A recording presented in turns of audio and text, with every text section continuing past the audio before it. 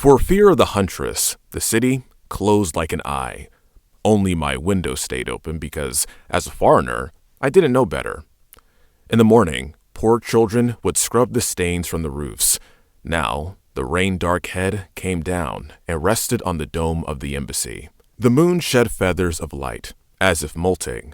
In the morning, the eaves would drip with pinkish foam. A stench of fur came in at the window. I went to slam it shut, but instead, I stood there, fingers gripping the edge of the frame. I closed my eyes in the searching heat. All over the city, people were taking shelter in their cellars and under their beds.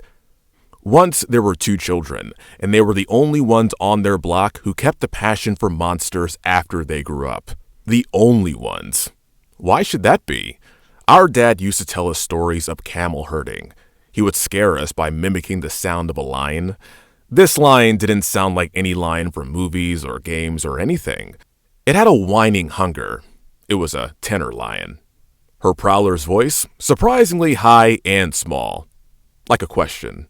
All over the city, people were covering their heads.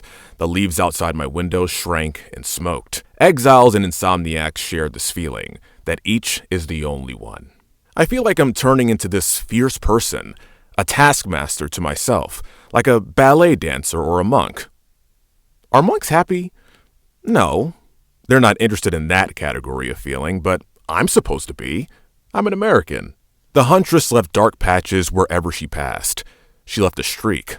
In the morning, the hotel staff would find me unconscious, gummed to the floor. The proprietor weeping, for nothing like this had ever happened in his establishment.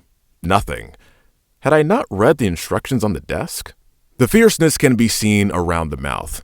I compress my lips when I'm thinking. Our dad was the same way. In the morning, the staff would run me a bath.